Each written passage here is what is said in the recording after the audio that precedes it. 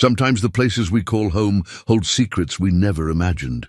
For 42-year-old Bonnie Walsh, the West Virginia mountains had been her sanctuary for 40 years, until one morning changed everything. She was clearing brush from an old trail when her German shepherd started acting strange around a moss-covered hill. That's when she found the steel door hidden in the earth. The door was rusted shut and covered with decades of growth. When she finally got it open, stale air rushed out like a breath from the past. What she discovered inside wasn't just forgotten, it was deliberately hidden.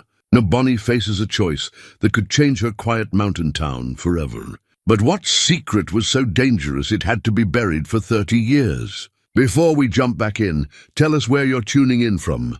And if this story touches you, make sure you're subscribed, because tomorrow I've saved something extra special for you. The morning mist clung to the ridgeline like a familiar embrace as Bonnie Walsh stepped onto her cabin's weathered porch, coffee mug in hand. At 42, she moved with the sure-footed confidence of someone who had walked these mountain paths for 4 decades. Her German shepherd Rex stretched beside her, his dark coat glistening with dew. This was their routine, had been since Robert passed 3 years ago, a quiet communion with the West Virginia wilderness that had become more home than any place she'd ever known. Bonnie's cabin sat nestled in a grove of old-growth maples, their massive trunks telling stories older than the mining towns scattered throughout these hills. She'd built this life deliberately, choosing solitude over the chaos of the world beyond the tree line. Robert had understood that need in her, the way she could read the forest like others read newspapers, how she found peace in the rhythm of seasons rather than the noise of civilization. The worn trail map tacked to her kitchen wall bore witness to decades of exploration. Hand-drawn in fading ink, it showed every deer path, every hidden spring, every rocky outcrop she'd discovered during her years as a volunteer trail maintainer for the State Park Service. Each line represented hours of careful observation, of learning the mountain's moods and secrets. She knew where the eagles nested, where the wild ginseng grew, where the old-timers had carved their initials into beech trees that now towered over newer growth. Rex nudged her elbow, his signal that it was time for their morning walk. He was getting gray around the muzzle. 10 years old now, adopted as a puppy from the county shelter after some fool had abandoned him on a back road. Robert had grumbled about taking in another mouth to feed, but within a week, the dog had claimed his spot by the fireplace, and Robert's heart along with it. All right. Boy, Bonnie said, scratching behind his ears. Let's see what the mountain has to show us today. She pulled on her worn hiking boots and grabbed her canvas work gloves from the porch rail. Today's mission was to clear the debris from the woodland trail, a neglected path that wound through the state forest adjacent to her property. Storm damage from the spring had left branches scattered across the route, and hikers had been complaining to the Park Service about the obstacles. The air was crisp with the promise of autumn.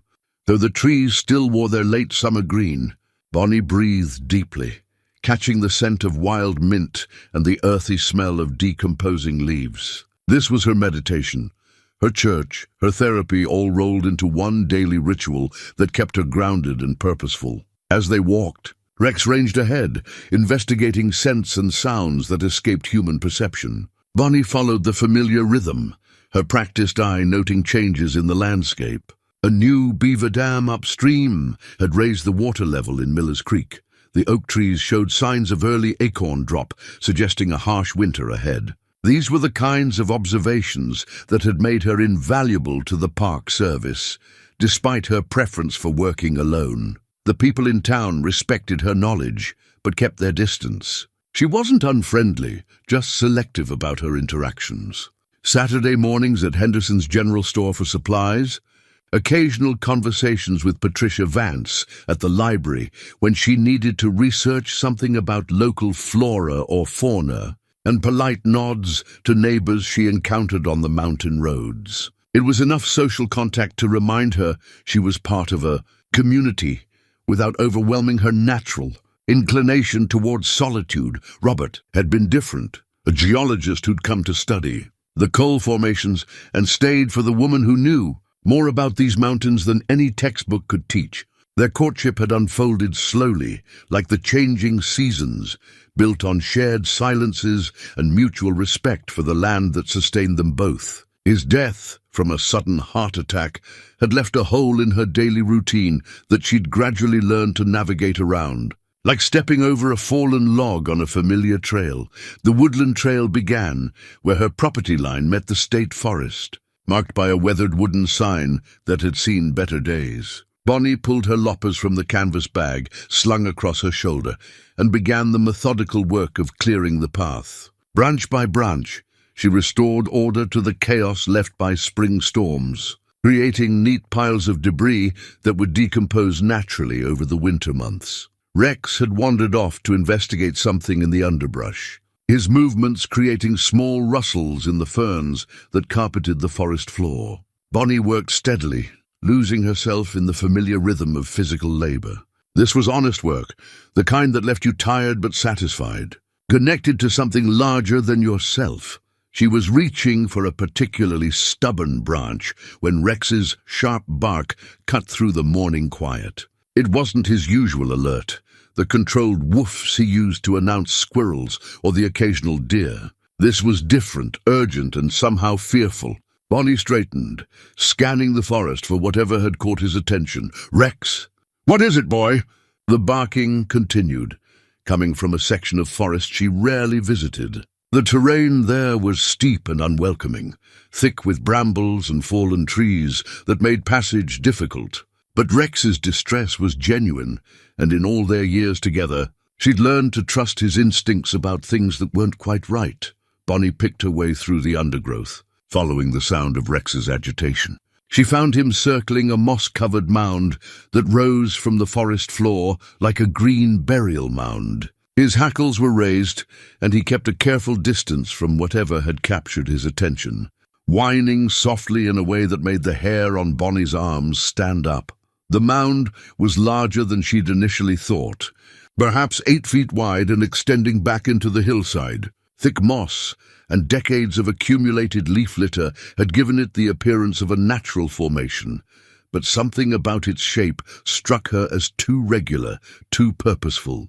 Vines had grown over it in a tangle that suggested years of undisturbed growth, but underneath that green covering, she could make out harder lines that didn't belong in nature. Bonnie knelt beside the mound, brushing away moss and debris with her gloved hands. Her fingers found metal, cold, smooth, and definitely man-made. As she cleared more vegetation, the outline became unmistakable. A door, set deep into the hillside and sealed shut by rust and time. Her heart began to beat faster as she worked to expose more of the structure. This wasn't some old mine shaft or forgotten storm shelter. The construction was too deliberate, too well hidden. Someone had gone to considerable trouble to conceal this entrance, and from the growth patterns around it, that someone had done so decades ago. Rex continued his nervous circling, occasionally emitting low growls that seemed to come from some primal instinct about hidden dangers. Bonnie sat back on her heels, studying the door she'd uncovered. Heavy steel, with hinges that had been engineered to last, though rust had claimed them now. There was a lock mechanism, but it too had succumbed to time and weather. She'd lived on these mountains for 40 years, explored every visible inch of the surrounding forest, and never suspected that something like this existed so close to her daily walks. The secrecy of it bothered her almost as much as the mystery of what lay beyond that steel barrier. Standing slowly, Bonnie made a decision that would change everything about her quiet mountain existence. She would find a way to open that door, despite Rex's obvious warnings, and her own growing unease about what secrets the mountain had been keeping from her. All these years, it took Bonnie 3 days to work up the courage to return to the hidden door with the tools she'd need to open it. She'd spent those days in a state of distracted restlessness, unable to concentrate on her usual routines. Even Rex seemed to sense her preoccupation, staying closer than usual and watching her with those intelligent brown eyes that seemed to hold questions she couldn't answer. On Thursday morning, She packed her canvas bag with a crowbar, a heavy-duty flashlight, and the portable radio she used for emergencies in the deep woods. The rational part of her mind insisted she should report the discovery to the Park Service or the county sheriff, but something held her back.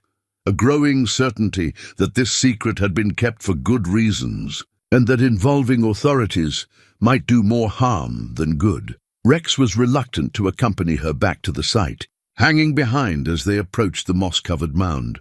When they reached the clearing, he took up a position 20 feet away and lay down, chin on his paws, watching with the resigned air of a dog whose human had decided to do something monumentally foolish. The door looked less ominous in the morning light, more like an abandoned relic than a gateway to something dangerous. Bonnie had convinced herself that she'd find nothing more threatening than old mining equipment or perhaps a forgotten storage area for park maintenance supplies. The mountain was full of such remnants from earlier eras, concrete foundations from long-gone cabins, rusted machinery from failed mining ventures, root cellars that had outlasted the homes they'd once served.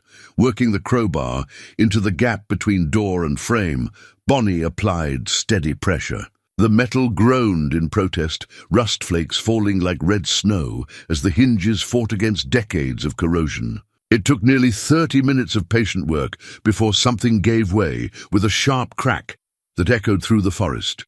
The door swung inward on protesting hinges, releasing a breath of stale air that carried scents of old metal and something else, something organic and unpleasant that made Bonnie step back instinctively. Rex whined from his observation post, but made no move to approach. Bonnie clicked on her flashlight and peered into the opening. The beam revealed rough concrete walls and a narrow passage that extended back into the hillside, farther than her light could reach. This was no natural cave or simple storage area. Someone had excavated this space with purpose and permanence in mind. She called out a tentative, "Hello," but received only the echo of her own voice in response. The absence of any reply was somehow more unsettling than if someone had answered. At least then, she'd know what she was dealing with. Taking a deep breath of fresh air before entering, Bonnie stepped across the threshold. The passage was just wide enough for one person, with a concrete floor that showed signs of regular use, despite the door's rusted exterior. After 20 feet, the tunnel opened into a larger chamber that her flashlight revealed to be roughly square, perhaps 12 feet on each side. What she found there stopped her in her tracks. The room was furnished like an office, though one that hadn't been occupied in years. A metal desk sat against the far wall, its surface covered with dust and the remnants of what had once been organized paperwork. Filing cabinets lined another wall, their drawers partially open as if someone had left in a hurry. But it was the equipment that truly captured her attention. Banks of electronic devices that looked like radio or surveillance gear. Their screens dark and silent, but somehow still radiating an aura of watchful purpose. Bonnie approached the desk slowly, her flashlight beam dancing across scattered papers and manila folders. Most of the documents were too water-damaged or faded to read clearly, but she could make out official-looking letterheads and what appeared to be surveillance reports. Her hands trembled slightly as she picked up a folder that had fared better than the rest. Inside, she found a photograph that made her breath catch in her throat. 5 men in dark suits stood in front of what she recognized as the town hall, their faces serious and official. The photo was stamped with a date from 1993, and someone had circled one of the faces in red ink. She recognized 3 of the men immediately. Tom Bradley Sr., who had been sheriff before his son took over. Dr. Marcus Webb, who had run the town's medical clinic until his retirement. And James Morrison, who had served as mayor during the 90s, but it was the circled face that sent a chill down her spine. The man was older than the others, with silver hair and eyes that seemed to stare directly at her through the faded emulsion. There was something familiar about his features, though she couldn't immediately place where she might have seen him before. A rustling sound from the entrance made her freeze. Rex's anxious whining had stopped, replaced by the soft pad of paws on concrete. She turned to see his silhouette in the doorway, backlit by morning sunlight. He had finally overcome his reluctance to enter, but his posture remained tense and alert. "It's okay, boy," she whispered. Though she wasn't sure she believed it herself, Rex approached cautiously, nose working to process the complex scents in the confined space. When he reached her side, he pressed against her leg in a way that was both comforting and protective. Whatever this place was, it didn't feel abandoned to him either. Bonnie continued her exploration, opening filing cabinet drawers and discovering more photographs, documents that appeared to be surveillance reports, and maps of the surrounding area marked with cryptic symbols and notations. One map showed her own property, with her cabin marked by a small red X and what appeared to be observation points noted in the surrounding forest. The implications of that discovery hit her like a physical blow. Someone had been watching her home, documenting her movements, treating her property as a subject for surveillance. The violation of privacy was stunning, but it was the systematic nature of it that truly frightened her. This wasn't the work of some local busybody or harmless eccentric. This was professional, organized, and thorough. In the bottom drawer of the largest filing cabinet, she found equipment that confirmed her worst fears. Radio transceivers, recording devices, and what appeared to be encryption equipment, all of it more sophisticated than anything she'd expected to find in these mountains. Some of the devices still had power indicators that glowed faintly in the darkness, suggesting that someone had been maintaining this equipment more recently than the dusty surfaces suggested. As if summoned by her growing unease, one of the radio units suddenly crackled to life. A burst of static filled the chamber, followed by a voice so clear and unexpected that Bonnie nearly dropped her flashlight. "Unit 7. This is base. Report status." The voice was male, middle-aged, and spoke with the clipped efficiency of someone accustomed to giving orders. Bonnie stood frozen, afraid to move or breathe, as she waited to see if the transmission would continue. After a long moment, the radio fell silent again. But the message was clear. Whatever operation this facility had been built to support, it wasn't as dormant as the dusty surfaces suggested. Someone was still out there, still monitoring, still expecting reports from Unit 7.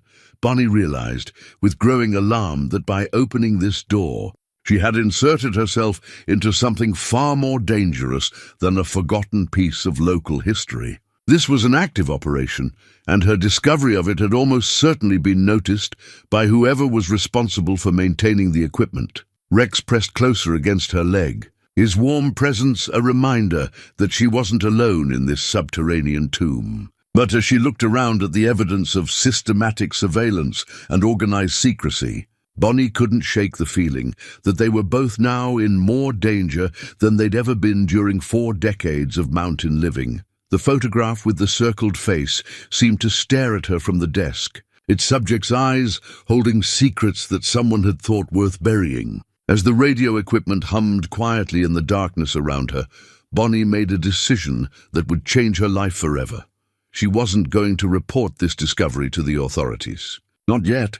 First, she needed to understand what she'd stumbled into, who was responsible for it, and whether the danger was something she could walk away from or something that would follow her home. Taking the photograph and as many documents as she could safely carry, Bonnie began the careful work of documenting everything else with her phone's camera. Whatever secrets this mountain bunker contained, she was going to expose them to the light of day, even if doing so put her directly in the crosshairs of people who had already proven they were willing to go to extraordinary lengths to keep their activities hidden. Bonnie spent the weekend in a state of careful paranoia, studying the documents she'd taken from the bunker while keeping one eye on the windows of her cabin.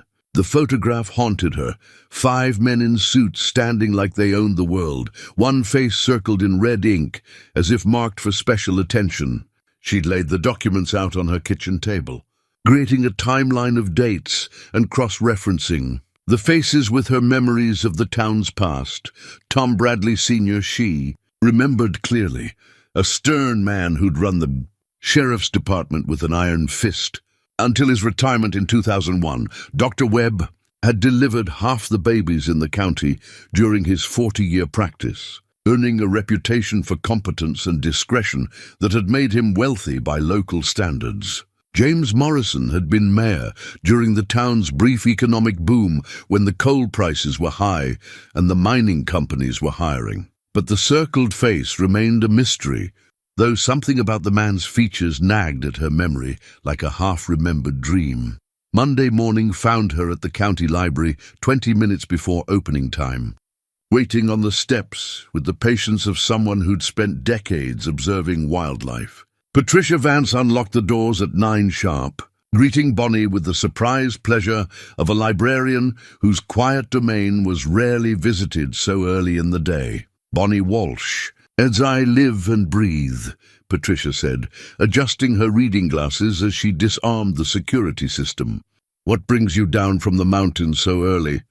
Patricia was one of the few people in town Bonnie considered a friend, though their relationship was built more on mutual respect than intimate conversation. She'd been the head librarian for 15 years, replacing old Mrs. Henderson when arthritis finally forced her retirement. Patricia understood the value of both information and discretion, qualities that had served her well in a small town where everyone's business was potentially everyone else's entertainment. "Research project," Bonnie said, following Patricia inside. "I'm trying to identify some people in an old photograph. Local folks from the 90s. The lie came easily, though Bonnie felt uncomfortable deceiving someone she trusted. But the radio transmission from the bunker had convinced her that whatever she'd discovered was still dangerous. And involving Patricia without more information would be unfair to both of them.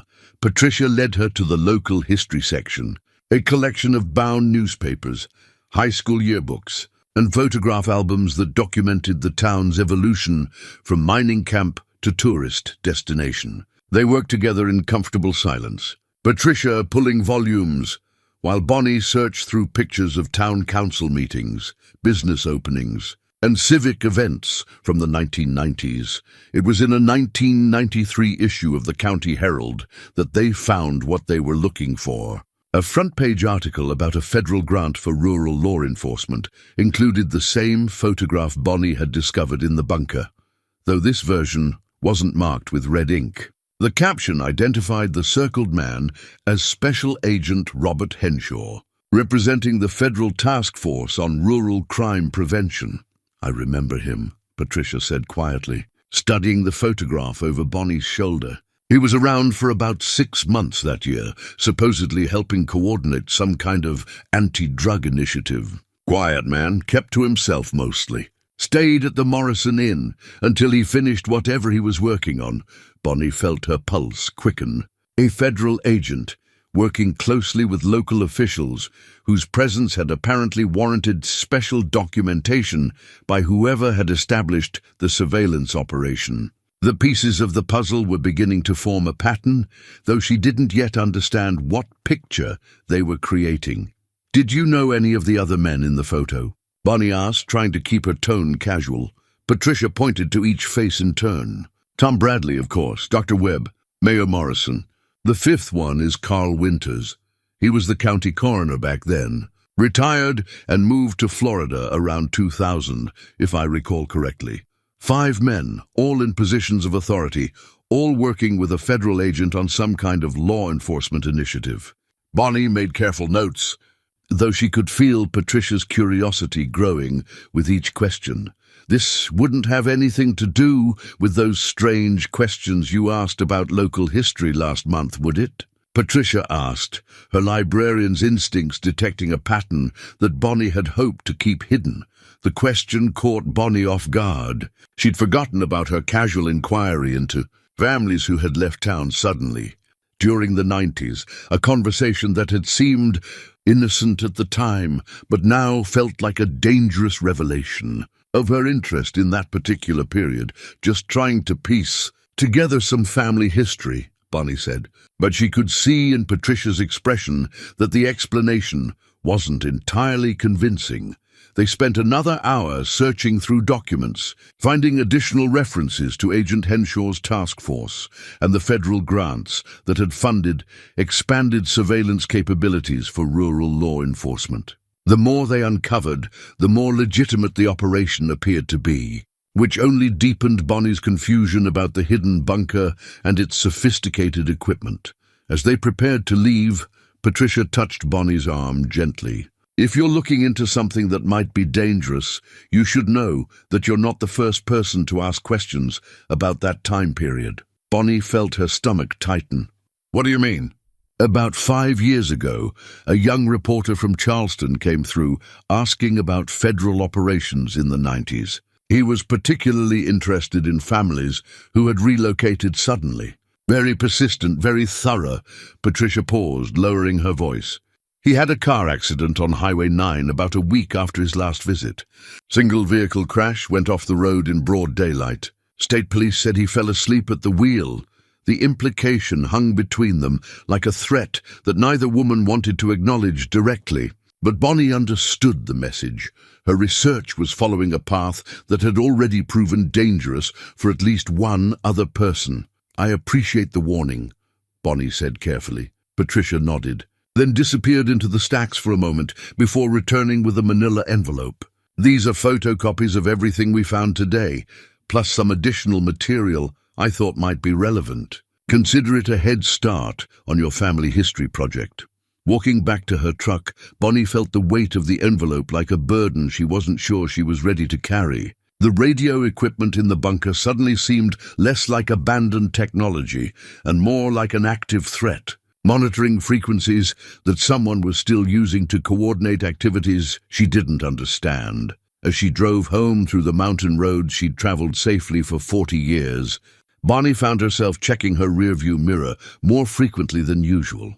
The landscape that had always represented security and solitude now felt exposed and vulnerable, as if hidden eyes were tracking her movements from positions she couldn't identify.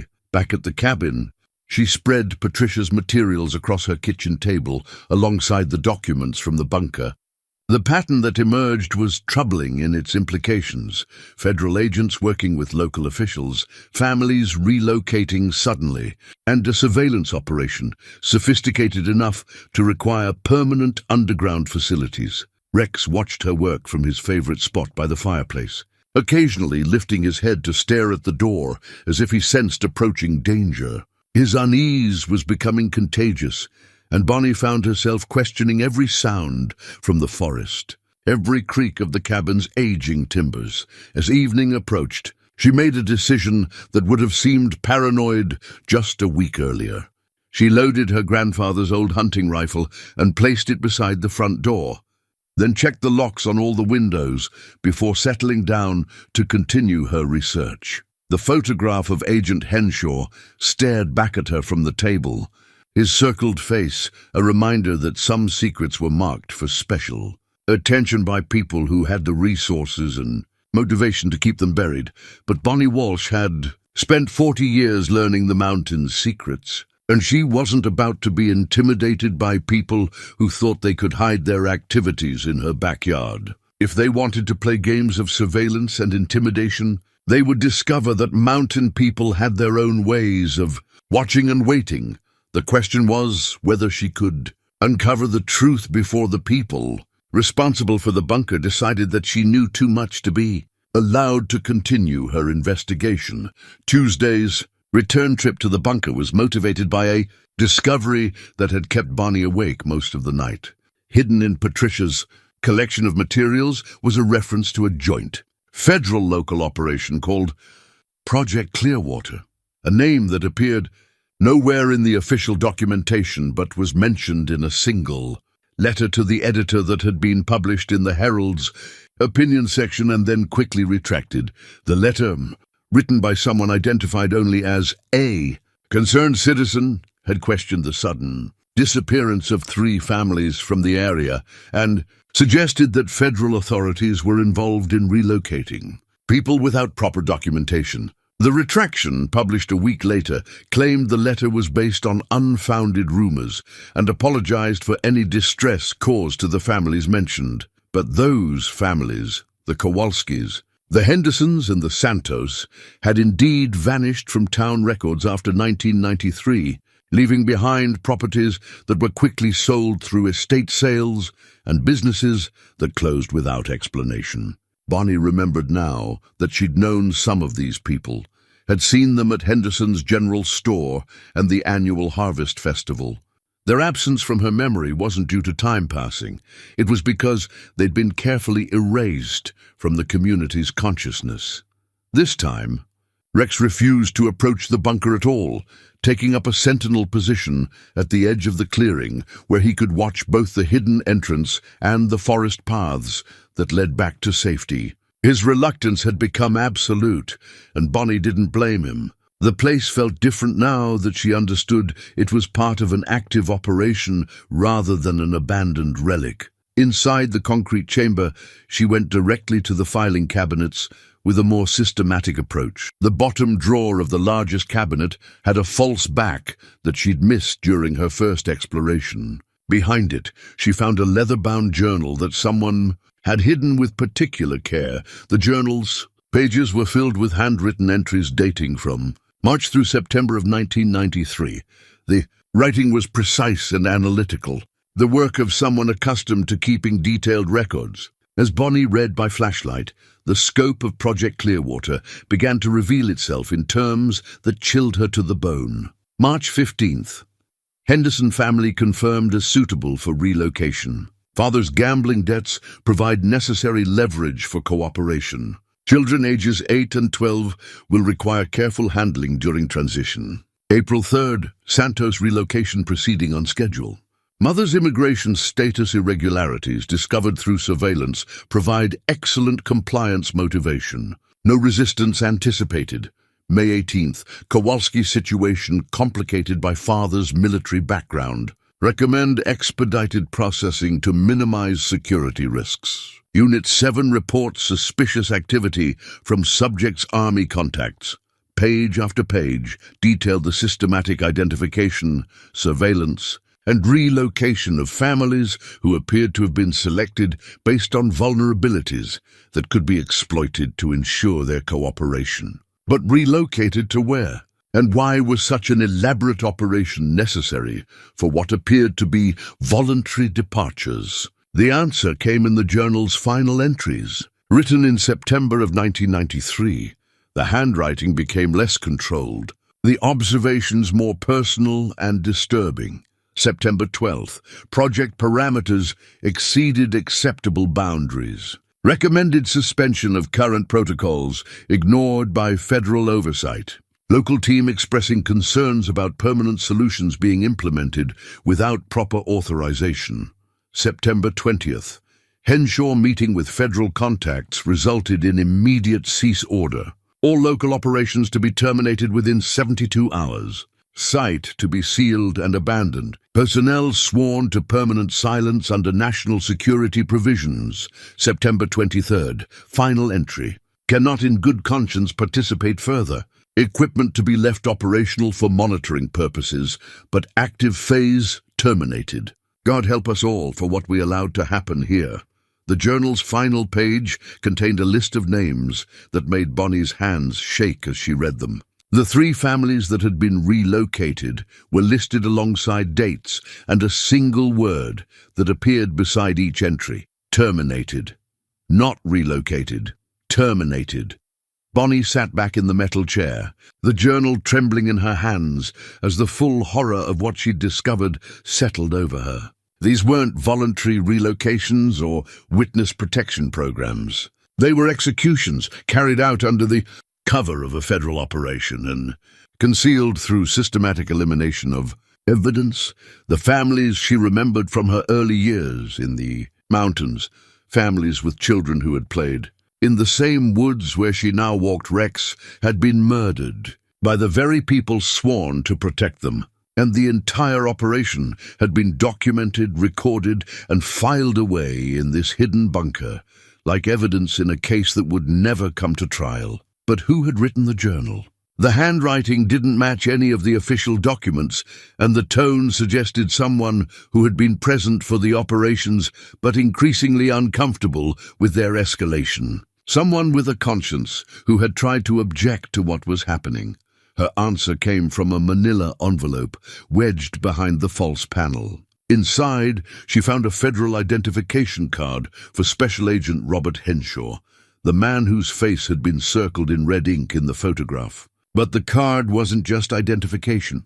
Clipped to it was a handwritten note in the same script as the journal entries. "If you are reading this, then someone has discovered what we did here. I tried to stop it, but by the time I understood the true scope of the operation, it was too late to save the families who had already been processed. The equipment is still active because they're still out there, the people who ordered these killings. They monitor these frequencies to ensure that witnesses like me remain silent. If you want to survive your discovery, trust no one in official positions. The conspiracy includes federal agents, local law enforcement, and civilian authorities. My death was not suicide regardless of how it appeared." R. Henshaw, September 1993. Bonnie read the note 3 times before its implications fully registered. Agent Henshaw had been trying to expose the operation, not lead it. His presence in the official photograph now made sense. He'd been documenting evidence of crimes being committed under federal authority, not coordinating them, and if his note was accurate, then the people responsible for the murders were still active, still monitoring the radio frequencies, still willing to kill to protect their secrets. The young reporter who had died in a car accident. Agent Henshaw's supposed suicide. How many other people had discovered pieces of this puzzle and paid with their lives? The radio equipment suddenly seemed less like abandoned technology and more like a spider's web, waiting to detect any vibration that might indicate someone was getting too close to the truth. As if summoned by her thoughts, one of the units crackled to life again. "Base to Unit 7. Unusual activity detected at Site C. Investigate and report. Unit 7. The designation had appeared in the journal entries, always in connection with surveillance and monitoring activities. Someone was still out there, still watching, still reporting to whoever had taken over the operation after Agent Henshaw's death. Bonnie gathered the journal and identification card, her hands moving quickly as the enormity of her situation became clear. She'd stumbled into a conspiracy that had already claimed multiple lives, and her discovery of the bunker had almost certainly been detected by whatever monitoring systems were still in place. As she prepared to leave the chamber, the radio crackled again. "Unit 7 to base. Subject has been inside Site C for 37 minutes. Recommend immediate intervention." The voice was local, familiar in the way that small-town voices carried distinctive patterns and inflections. Someone she might have passed on the street. Someone who had been watching her movements and reporting them to coordinators who had proven their willingness to kill. Bonnie turned off her flashlight and moved toward the entrance in darkness, guided by the faint rectangle of daylight that marked the door. Rex's anxious whining reached her from the clearing, and she could see his silhouette pacing back and forth as if he sensed approaching danger. She emerged from the bunker into morning sunlight that felt like salvation, but the feeling was short-lived. Rex's attention was fixed on the tree line beyond the clearing, his posture rigid with the focused intensity he displayed when tracking dangerous game. Someone was out there, watching, reporting, and probably coordinating her elimination, just as they had eliminated Agent Henshaw and the young reporter and anyone else who had gotten too close to the truth about Project Clearwater. The mountain that had been her sanctuary for 40 years had become a hunting ground, and Bonnie Walsh was now the prey. The medical records that Bonnie discovered in a concealed compartment beneath the bunker's main filing cabinet told a story so systematic and thorough that it took her breath away. Death certificates for all 3 families, signed by Dr. Marcus Webb and notarized by County Coroner Carl Winters, documented causes of death that read like a catalogue of convenient accidents and sudden illnesses. James Henderson, heart attack, age 34, no autopsy performed. Maria Santos, car accident, single vehicle rollover. No witnesses. Paul Kowalski, hunting accident, accidental discharge of firearm. The children's deaths were listed as complications from the same incidents that had claimed their parents. Maria Santos's 8-year-old daughter had allegedly died from injuries sustained in the same car accident, while the Henderson and Kowalski children had succumbed to various medical emergencies that coincidentally occurred within days of their parents' deaths. But it was the medical examiner's notes, handwritten in margins and on separate sheets of paper, that revealed the true horror of what had been done. Dr. Webb had documented evidence that contradicted every official cause of death: bullet wounds that didn't match hunting accidents, trauma patterns inconsistent with vehicle crashes, and toxicology results that had been deliberately omitted from the final reports. Patient exhibits defensive wounds on hands and forearms consistent with struggle, read one note. It clipped to James Henderson's file. Gunshot wound trajectory incompatible with stated circumstances. Recommend further investigation. But that recommendation had been crossed out in red ink, replaced with a notation that read, "Case closed per federal directive." Each family's medical records contained similar discrepancies, evidence of violence that had been systematically documented and then officially ignored. Dr. Webb had been thorough in his examinations, recording details that painted a clear picture of multiple homicides disguised as accidents and natural deaths. Bonnie found herself sitting on the cold concrete floor of the bunker, surrounded by evidence of murders that had been committed 30 years ago and covered up by the very people the community had trusted to protect them. The weight of the truth was overwhelming, not just because of the crimes themselves, but because of how completely they had been erased from collective memory. She remembered now that she had attended funeral services for some of these families. The community had rallied around the tragic losses, bringing casseroles and flowers, offering comfort to survivors who hadn't actually survived at all. The entire town had been manipulated into mourning fictional accidents, while the real victims lay buried in graves that held secrets instead of peace. But where were the actual burial sites? The funeral home records showed that all 3 families had been cremated, an unusual choice for a community where traditional burial was the norm. The cremations had been expedited, completed within 48 hours of death, with the ashes reportedly scattered in locations chosen by surviving relatives who didn't exist, which meant the bodies had been disposed of in ways that eliminated any possibility of future examination or investigation. The murders hadn't just been committed, they'd been planned with the kind of thoroughness that suggested professional expertise in covering up violent crimes. Bonnie's hands shook as she photographed each document with her phone, building a digital archive of evidence that might be the only proof these families had ever existed. The systematic nature of the cover-up suggested that other evidence had been deliberately destroyed, leaving the bunker's files as the sole record of what had actually happened. As she worked, a sound from outside made her freeze. Rex was barking again, but this time his alarm was sustained and urgent, the kind of warning he gave when strangers approached their territory. Bonnie turned off her phone's camera and listened carefully, trying to determine how much immediate danger she faced. Footsteps, deliberate and careful, but not cautious enough to avoid detection by a dog whose hearing had been sharpened by years of mountain living. Someone was approaching the bunker, and they were trying to move quietly through terrain that made stealth nearly impossible. Bonnie gathered the most critical documents and stuffed them into her jacket, then moved toward the back wall of the chamber, where shadows offered the best concealment.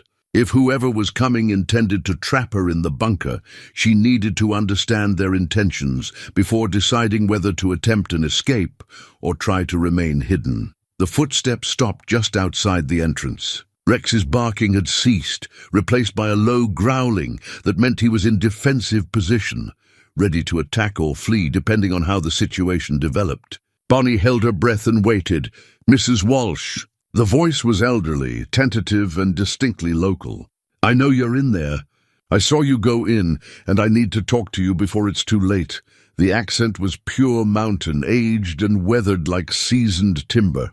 Whoever was speaking had lived in these hills for decades, long enough to develop the distinctive cadence that marked lifelong residents. But that didn't mean they were safe. Local people had been part of the conspiracy from the beginning. "My name is Jimmy Kowalski. Paul was my older brother." The name hit Bonnie like a physical blow. According to the medical records, Paul Kowalski had died in a hunting accident in September of 1993. If this man was telling the truth, then she was speaking to a survivor, someone who had lost family to the Project Clearwater murders and might have answers to questions she didn't even know how to ask. "I've been waiting 30 years for someone to find this place," the voice continued. "Waiting for someone brave enough or foolish enough to open that door and see what we did here. We, not they." Jimmy Kowalski had been involved in whatever happened to his own brother's family. The implications of that revelation made Bonnie's stomach turn. But she forced herself to remain calm and assess the situation rationally. "I'm coming out," she called, making sure her voice carried the confidence she didn't feel. "But my dog is protective, and I'm armed." The last part was a lie. Her rifle was back at the cabin, but Jimmy Kowalski didn't need to know that. If he intended her harm, a little misdirection might buy her time to escape, or at least make him reconsider his approach. Bonnie emerged from the bunker to find an elderly man standing 20 feet away, his hands raised in a gesture of surrender. He was thin and weathered, probably in his 70s, with the kind of deep tan that came from decades of outdoor work. Rex stood between them, hackles raised but not advancing, reading the man's body language for signs of threat. "I didn't have a choice," Jimmy said, his voice breaking with emotion that seemed genuine. "They said if I didn't help them, they'd kill my wife and kids too. So I dug the graves and kept my mouth shut for 30 years. The confession hung between them like a challenge, forcing Bonnie to decide whether she was talking to a victim or a perpetrator. The distinction mattered. One might offer help in exposing the truth, while the other might be laying a trap designed to silence her permanently. "Tell me what happened to your brother," Bonnie said, keeping her distance but allowing conversation to continue. Jimmy's face crumpled with grief that had been carefully hidden for 3 decades. "They made me watch," he whispered. "Said I needed to understand what happened to people who didn't cooperate with federal investigations." Paul tried to fight them. He was a good soldier, trained for combat. But there were 4 of them, and they had his kids. The old man sank onto a fallen log, suddenly looking every day of his 70-plus years. "They killed the children first, made Paul and his wife watch, then finished the job. Professional work, quick and clean. Then they handed me a shovel and told me where to dig." Bonnie felt sick, but she forced herself to ask the crucial question. "Where did you bury them?" Jimmy pointed toward a section of forest that Bonnie had hiked dozens of times over the years. "Quarter-mile that way, near the old lightning strike oak.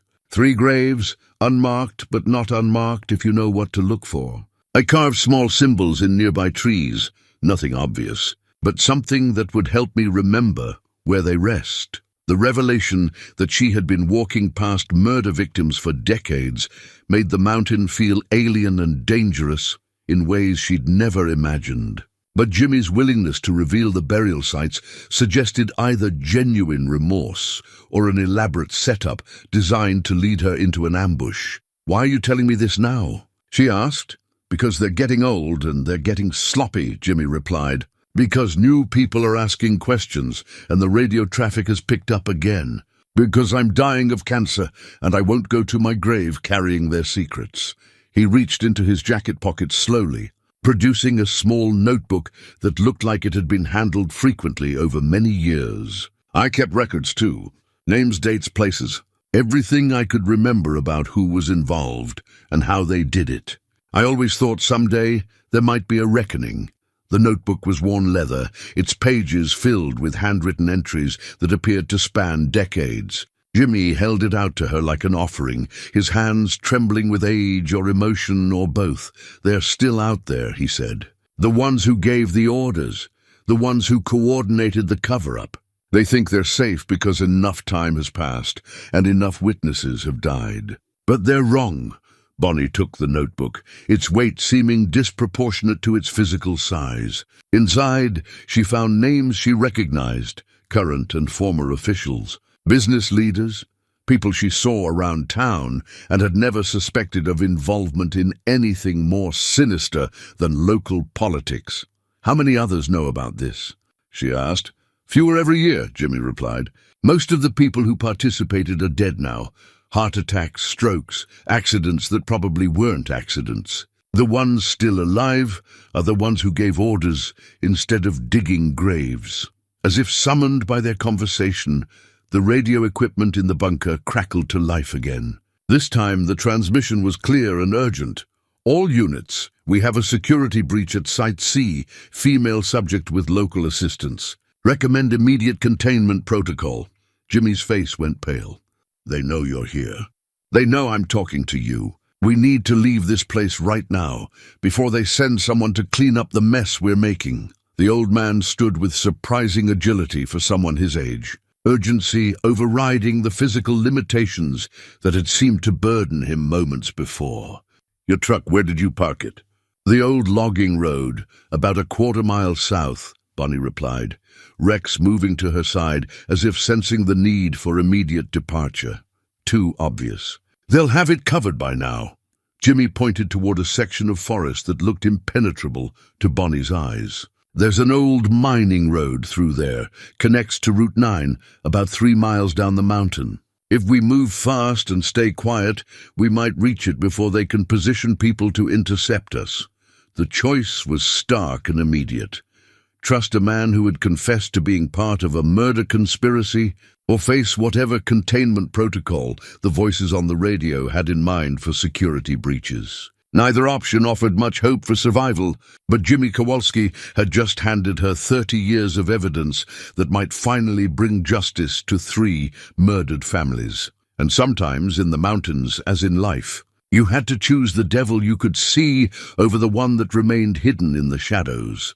The abandoned mining road that Jimmy led them through was barely visible beneath 30 years of forest reclamation, but it provided cover from the main trails where their pursuers would expect them to travel. Rex moved ahead of them, his natural hunting instincts adapted to detecting human threats rather than wild game. Every few minutes he would stop and listen, his ears rotating like radar dishes to catch sounds that escaped human perception. Jimmy moved through the forest with the confidence of someone who had spent decades learning its secrets for darker purposes than recreation. He knew where the ground was solid enough to move quietly, which routes avoided clearings where they might be visible from above, and how to navigate by landmarks that were invisible to casual observers. "They use drones now," he said quietly, as they paused behind a massive fallen oak. "Started about 5 years ago, when that reporter got too close to the truth. Thermal imaging, motion detection, the whole high-tech arsenal. That's how they knew you'd been visiting the bunker." The revelation that they were being tracked by surveillance technology made the forest feel exposed and vulnerable. Bonnie found herself looking up through the canopy, searching for mechanical sounds that might indicate airborne watchers documenting their escape route. "How do you know about their methods?" she asked. Jimmy's expression grew darker. "Because they never really let me go. Once you're part of something like this, you're part of it forever. They've used me as a local asset for 30 years, watching, listening, reporting on anything unusual in the community. I'm what they call a passive monitor. Someone who looks like a harmless old-timer, but actually functions as an early warning system." The confession explained how their activities at the bunker had been detected so quickly. Jimmy had been reporting on her movements, possibly for weeks, before her discovery of the hidden entrance. But his decision to help her now suggested either a genuine change of heart or an elaborate trap that she was walking into willingly. "Why should I trust you?" Bonnie asked directly. "Because I'm dying," Jimmy replied, with the matter-of-fact tone of someone who had accepted an unpleasant reality. "Pancreatic cancer diagnosed 6 months ago. 6 weeks to live, maybe 8 if I'm unlucky. After 30 years of keeping their secrets, I'd like to spend my last days trying to make amends. They reached the remnants of an old mining camp, concrete foundations, and rusted equipment that had been abandoned when the coal seams played out in the 1970s. Jimmy led them to a structure that had once been an equipment shed, its corrugated metal walls providing shelter from both weather and observation. Inside the shed, Jimmy revealed why he had brought them to this particular location. Hidden beneath a carefully concealed floor panel was a cache of documents, photographs, and recording equipment that represented 3 decades of secret documentation. I learned from Agent Henshaw's mistake, Jimmy explained, as he opened weatherproof containers filled with evidence. He tried to work within the system, tried to report crimes through official channels. They killed him for it and made it look like suicide. So I decided to build my own case, gathering evidence slowly and carefully, waiting for the right moment to use it. The materials Jimmy had collected were extensive and damning. Photographs of midnight meetings between local officials and unidentified federal agents. Audio recordings of conversations that revealed the ongoing nature of the conspiracy. Financial records showing payments from shell companies to local bank accounts. Names, dates, and locations that connected current crimes to the original Project Clearwater murders. But the most shocking discovery was a folder labeled Current Operations that contained surveillance. Reports on recent activities in the area. The conspiracy hadn't ended with the 1993 murders. It had evolved into an ongoing criminal enterprise that used the remote mountain location for activities that required complete secrecy and ruthless enforcement of silence, drug trafficking. Jimmy explained as Bonnie studied shipping manifests and distribution maps. They used the old mining roads and federal forest access to move product from Mexican suppliers to East Coast markets. The original murders were about eliminating witnesses, but the operation grew into something much larger and more profitable. The documents showed a sophisticated network that had operated for decades, protected by the same combination of official corruption and violent intimidation that had concealed the original crimes. Local law enforcement, federal agents, and civilian officials had been systematically compromised through bribery, blackmail, or threats that made cooperation seem like the only viable option for survival. Tom Bradley Jr. took over from his father, Jimmy said, pointing to surveillance photos that showed the current sheriff meeting with known criminals. Same corruption, new generation. They recruit young agents and officials, get them involved in small compromises, then escalate the stakes until backing out becomes impossible.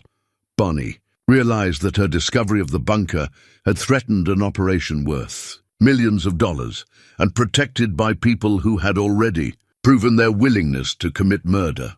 The radio transmissions she'd overheard weren't just about monitoring.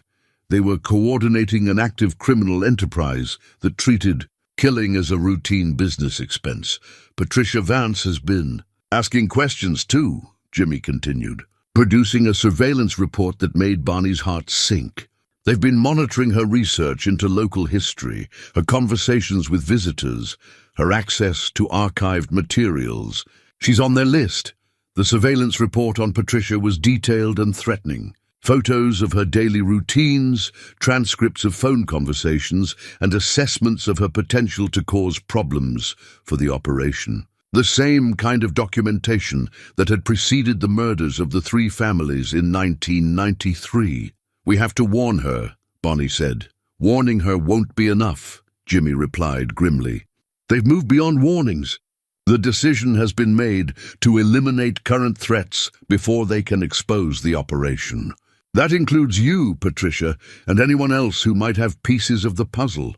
As if summoned by their conversation, the sound of engines reached them through the forest, multiple vehicles moving slowly along the main road, probably coordinating a search pattern designed to locate their position. Rex's posture became rigid with alertness, his nose working to identify scents carried on the wind. We need to get to Patricia before they do, Bonnie said, gathering the most critical documents from Jimmy's cache. She's not at the library, Jimmy said, checking his watch. Tuesday afternoons she volunteers at the senior center, helps elderly residents with paperwork and government forms. They know her schedule better than she does. The senior center was located in the heart of town, surrounded by businesses and residential areas that would make any rescue attempt highly visible to both civilians and the people hunting them. But it also meant that Patricia was surrounded by witnesses, people who might ask questions if she disappeared or had an accident in broad daylight. How do we reach her without walking into a trap? Bonnie asked. Jimmy smiled grimly, pulling out a radio that looked like the equipment they'd seen in the bunker. We use their own communications against them.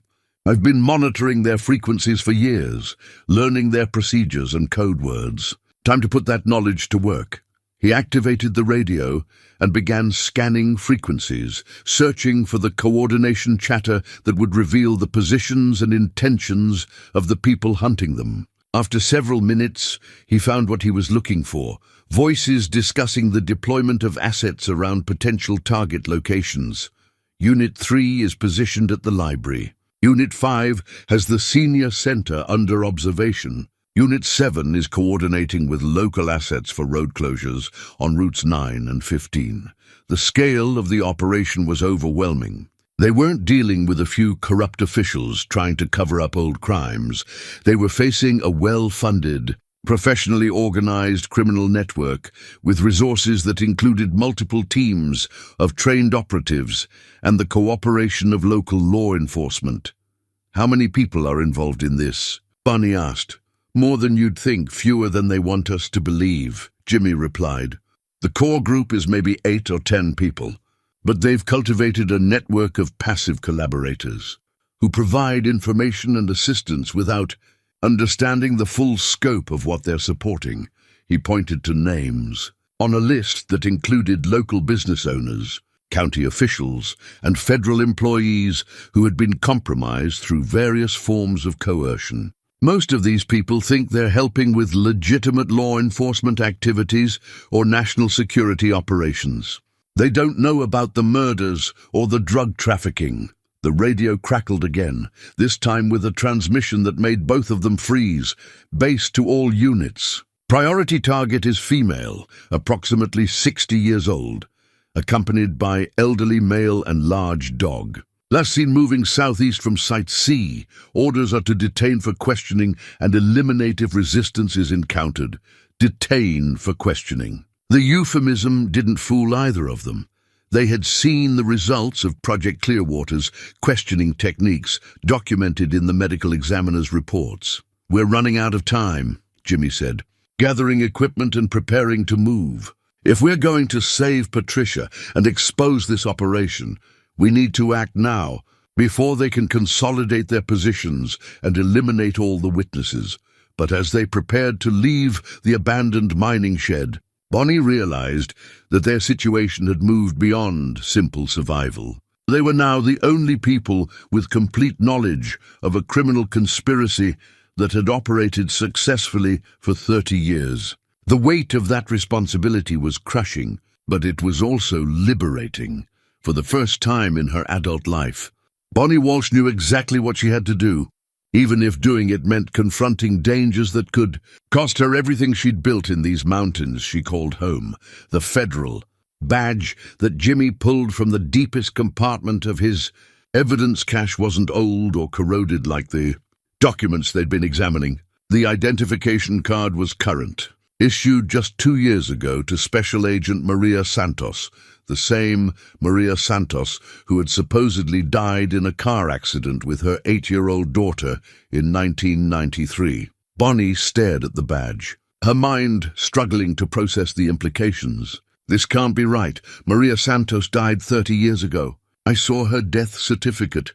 Maria Santos, the wife and mother, died 30 years ago, Jimmy said quietly. But Maria Santos, the federal agent, has been alive and working under deep cover ever since. She was never a victim. She was the federal coordinator for Project Clearwater. The revelation hit Bonnie like a physical blow. Everything she thought she understood about the conspiracy had been turned upside down.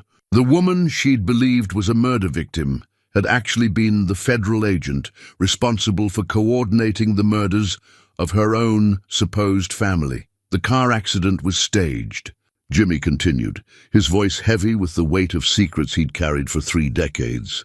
Her husband and daughter were real victims, but Maria survived and was given a new identity within the Federal Witness Protection Program. Except she wasn't being protected from criminals. She was being protected from prosecution for her role in the killings.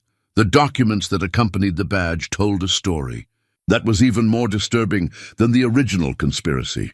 Maria Santos had been an undercover federal agent investigating organized crime connections in rural West Virginia. Her marriage to Carlos Santos and their daughter Elena had been genuine, but her mission was to infiltrate criminal networks using her family as cover for extended surveillance operations. When the organized crime families discovered her true identity, they had demanded that federal authorities eliminate her or face retaliation against other undercover operations nationwide. Rather than extract her safely, her federal handlers had chosen to fake her death and use the incident to test new protocols for deep cover asset protection. The other families, the Hendersons and Kowalskis, they were real witnesses who had discovered evidence of federal corruption, Jimmy explained. Would be to see Sage had done. Maria's handlers decided to eliminate them at the same time, making it look like a coordinated attack on multiple federal assets rather than the murder of inconvenient witnesses. The medical examiner's notes that Bonnie had found now made terrible sense. Dr. Webb had documented evidence of murders, but he'd been told the killings were necessary to protect federal operations. The systematic cover-up hadn't been local corruption, it had been federal policy, implemented through a network of compromised officials who believed they were protecting national security. Agent Henshaw tried to expose what was happening, Jimmy continued. He realized that Project Clearwater had become a testing ground for assassination techniques and witness elimination protocols that violated every constitutional protection he'd sworn to uphold. When he threatened to go public, they killed him and made it look like suicide. But the most shocking revelation was contained in the communications logs that Jimmy had intercepted over the years. Maria Santos hadn't disappeared after her staged death. She had been promoted within the federal law enforcement hierarchy, eventually becoming the regional coordinator for operations that used the same techniques that had been tested in their mountain community. She's been back here several times over the years, Jimmy said, producing surveillance photos that showed a woman in her 50s visiting the bunker site and meeting with local contacts. Always under different identities, always coordinating new operations that require the same kind of permanent silence that Project Clearwater provided. The photos were damning evidence that the conspiracy hadn't ended in 1993. It had become institutionalized as a federal program for eliminating witnesses and protecting assets through methods that included systematic murder of American citizens. The drug trafficking operation is just the latest iteration, Jimmy explained. They use the remote location and established infrastructure to test new techniques for moving contraband, laundering money, and eliminating potential witnesses. Each operation provides training and experience for federal agents who might need to use similar methods in other locations. Bonnie realized that their mountain community hadn't just been the victim of criminal conspiracy. It had been converted into a training ground for federal assassins, a place where techniques for murdering American citizens could be refined and perfected away from public scrutiny. The radio equipment in the bunker suddenly took on new significance. It wasn't just communication gear, it was part of a federal surveillance network that monitored operations across multiple states, coordinating activities that included systematic violation of civil rights and constitutional protections. How many other communities are being used this way? Bonnie asked. According to the communications I have intercepted, at least a dozen, Jimmy replied. Rural areas where federal agents can operate without oversight, where local officials can be compromised or eliminated. where entire populations can be controlled through fear and intimidation. The scope of the conspiracy was beyond anything Bonnie had imagined. They weren't dealing with a local criminal enterprise. They were confronting a shadow government program that had been operating for decades, protected by federal authority and funded through criminal activities that generated billions of dollars in untraceable revenue. But the most immediate threat was the revelation that Maria Santos was currently in the area, coordinating the response to Bonnie's discovery of the bunker. The federal badge was accompanied by travel documents, showing her arrival at the regional airport just 2 days ago, the same day. Bonnie had first opened the steel door. She's been monitoring the situation through the surveillance network, Jimmy said. The radio transmissions we've been hearing aren't coming from local assets. They're coming from federal coordination. Teams that specialize in witness elimination and evidence destruction. The young reporter who had died in a car accident 5 years ago hadn't been killed by local conspirators. He'd been eliminated by federal agents using techniques that had been perfected through 30 years of operations in their community. His death had been a training exercise, an opportunity for new agents to practice assassination methods under the supervision of experienced killers like Maria Santos. We're not just fighting corruption, Bonnie realized. We're fighting the federal government itself. Part of it, Jimmy corrected. The part that operates outside constitutional oversight, that treats American citizens as acceptable, casualties in operations that were never authorized by Congress or reviewed by courts. The evidence they had gathered suddenly seemed inadequate against an adversary with federal resources and legal authority. Local law enforcement couldn't be trusted because they were either compromised or outranked by federal agents. State authorities would defer to federal jurisdiction. Even congressional oversight committees could be infiltrated or misled by people who had spent decades perfecting techniques for manipulating official investigations. But Jimmy had one more revelation that changed everything about their situation. Maria Santos isn't the only federal agent working under assumed identity in this operation, he said, producing a file that made Bonnie's hand shake as she opened it. The current sheriff, Tom Bradley Jr., isn't just the son of a corrupt local official. He's a federal agent who was inserted into the position to provide ongoing coordination for operations that require local law enforcement cooperation. The federal documents confirmed that Thomas Bradley Jr. had graduated from the FBI Academy and worked in federal law enforcement for 8 years before being assigned to deep cover rural coordination in West Virginia. His appointment as sheriff hadn't been the result of local politics. It had been a federal personnel assignment designed to ensure continued control over the law enforcement apparatus that protected their operations. How many other officials are federal plants? Bonnie asked. We're about to find out, Jimmy replied, activating the radio equipment he'd brought from his cache. Because Maria Santos just issued orders for a complete security sweep of the area. Every official, every business owner, every citizen who might have information about our activities is about to be contacted and questioned. The radio crackled with transmissions that revealed the scope of the operation being deployed against them. Multiple federal teams were coordinating with local assets to implement what they called comprehensive threat neutralization, a euphemism that Jimmy's experience told him meant the systematic elimination of anyone who might have knowledge of their activities. They're going to kill everyone, Bonnie said, the reality of their situation settling over her like a suffocating blanket. Everyone who represents a potential security risk, Jimmy confirmed. Patricia, because she's been researching local history. The elderly residents at the senior center, because they might remember details from the 1990s.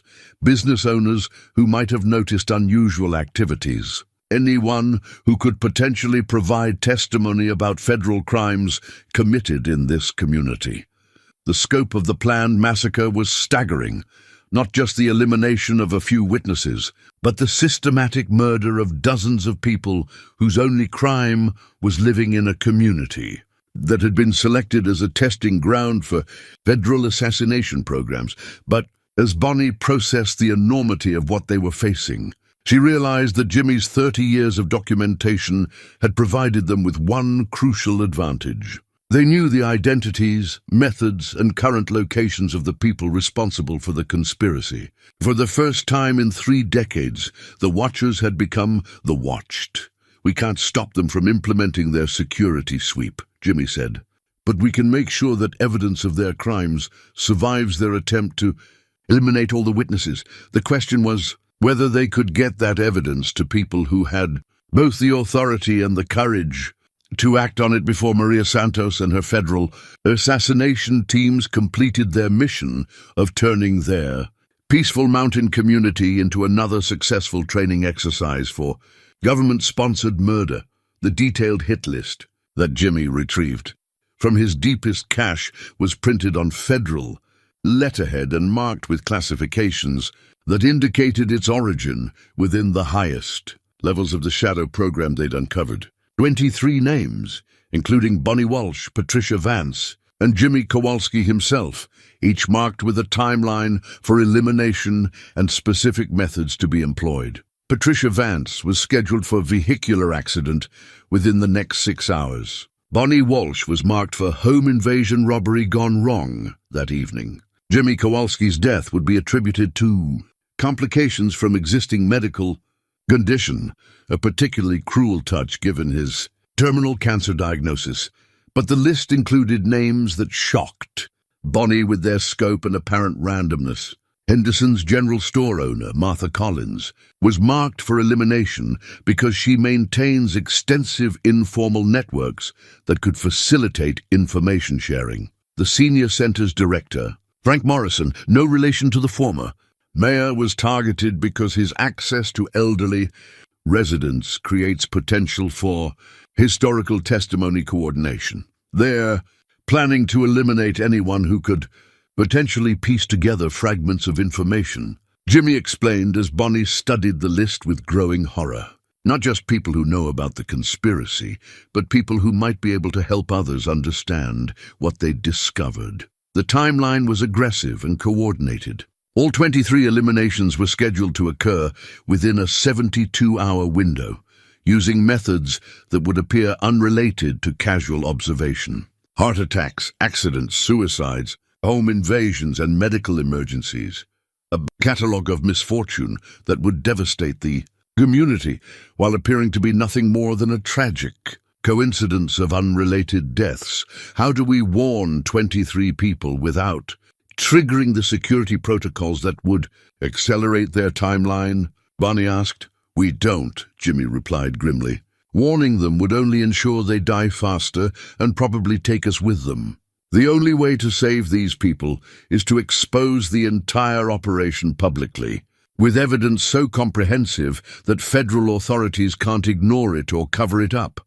But the evidence they'd gathered, while extensive, was still vulnerable to the same techniques that had concealed federal crimes for 30 years. Document authenticity could be challenged, witnesses could be discredited or eliminated, and media attention could be diverted or suppressed through channels that had proven effective in the past.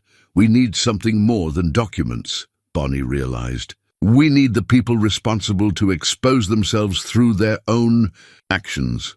Jimmy smiled grimly and activated the sophisticated radio equipment he'd assembled from components stolen over 3 decades of covert monitoring. Then we're going to give them an opportunity to do exactly that. The plan that Jimmy outlined was audacious in its simplicity and terrifying in its risks. They would use the Federal Communications Network against itself, broadcasting false information designed to trigger responses that would expose the scope and nature of the conspiracy to monitoring agencies that weren't part of the shadow program. The NSA monitors all federal law enforcement communications, Jimmy explained as he fine-tuned the radio equipment. But they don't usually analyze the content unless specific keywords or threat indicators are detected. We're going to give them those indicators. The false emergency that Jimmy proposed would report a terrorist cell operating in their area. using code words and frequencies that would automatically trigger NSA attention and potentially FBI counterterrorism investigation. The shadow program's response to this false threat would reveal their illegal activities to federal agencies that had legitimate oversight authority. But that means we'll be falsely reporting terrorist activity, Bunny protested. That's a federal crime that could send us to prison for decades. We're already marked for execution, Jimmy pointed out. Prison would be an improvement over the alternatives they have planned for us. The radio crackled as Jimmy began implementing their desperate gambit, transmitting carefully crafted messages designed to mimic the communication patterns of actual terrorist organizations. Within minutes, automated systems began responding with queries and coordination requests that confirmed their transmissions were being intercepted and analyzed by multiple federal agencies. But the shadow program's response was immediate and revealed the depth of their infiltration into legitimate federal operations. Instead of triggering investigation of terrorist activity, their transmissions were being intercepted and redirected through channels that prevented outside agencies from receiving the intelligence that should have prompted immediate response. They've compromised the monitoring systems, Jimmy said, his face pale with the realization that their plan had failed. Maria Santos and her people have access to NSA and FBI communications networks. They're filtering out anything that might expose their operations. The sophistication of the corruption was staggering. The shadow program hadn't just infiltrated local law enforcement, they had systematically compromised federal oversight mechanisms, ensuring that their activities remained invisible to the very agencies that should have been monitoring them. But Jimmy's decades of surveillance had prepared him for this possibility. Hidden within his equipment cache was a communication system that bypassed federal networks entirely, connecting directly to international monitoring stations that couldn't be controlled or manipulated by American agencies. During the Cold War, European intelligence services established monitoring stations to track American military communications. Jimmy explained as he assembled components that looked more like amateur radio equipment than sophisticated surveillance gear. Those stations are still operational, still monitoring, and they're not subject to American intelligence oversight. The plan that emerged from this revelation was even more dangerous than their original gambit. They would broadcast evidence of federal crimes directly to foreign intelligence services, using protocols that Jimmy had learned during his military service in communications intelligence. The risk was enormous. Contacting foreign agents with classified information was treason by any legal definition, but it was also their only option for exposing crimes that had been systematically concealed from American oversight. The British have a monitoring station in Cyprus that intercepts American communications in this frequency range, Jimmy explained as he calibrated the equipment. If we can get their attention with the right combination of keywords and authentication codes, they'll be required to share intelligence about American domestic crimes with congressional oversight committees. The international implications of their plan were staggering. Evidence of systematic federal assassination programs would create diplomatic incidents that couldn't be suppressed through normal channels. Foreign governments would demand explanations, congressional hearings would be mandatory, and media attention would be impossible to control or redirect. But as they prepared to implement their desperate strategy, the radio equipment they'd been monitoring suddenly exploded with activity that made both of them freeze in terror. All units, security breach at Site D. Subjects have accessed classified materials and are attempting external communication. Implement terminal protocol immediately. Terminal protocol. Jimmy's face went white as he recognized the code designation. They're not just planning to eliminate the people on the list, he whispered. They're planning to destroy the entire community. The transmissions that followed revealed the scope of the terminal protocol in clinical detail. A gas leak explosion at the senior center would eliminate elderly residents who might have historical knowledge. An electrical fire at Henderson's General Store would destroy a community gathering place and its owner. Multiple accidents would strike simultaneously, creating a disaster that would require federal emergency response and provide cover for eliminating any remaining witnesses. "How many people live in this community?" Bonnie asked, her voice barely audible. "About 400 year-round residents," Jimmy replied. "Plus seasonal visitors, hikers, tourists. Maybe 600 people total in the immediate area. 600 people marked for elimination to protect a shadow program that had operated in secret for 30 years. The scope of the planned massacre was beyond comprehension, but the radio traffic confirmed that federal resources were already being positioned to implement it. Emergency response teams were moving into position around the community. Hazardous materials specialists were setting up equipment near critical infrastructure. Medical evacuation helicopters were standing by at the regional airport. All the components necessary for a disaster that would appear natural, but was actually a coordinated act of mass murder. "We have maybe 2 hours before they begin implementation," Jimmy said, working frantically to complete the international communication link. "After that, nothing we do will matter, because there won't be anyone left to testify about what we discovered." But their preparation was interrupted by the sound of vehicles approaching. Their location, multiple engines, moving in coordinated patterns that suggested professional search teams rather than random traffic. Rex's alert posture confirmed that their hidden position had been compromised, probably through surveillance technology that had been tracking them throughout their escape from the bunker. "They've found us," Bonnie said, gathering the most critical evidence while Jimmy continued working on the communication equipment. "Not yet," Jimmy replied, his hands moving with practiced efficiency despite the approaching danger. "But they will within the next few minutes.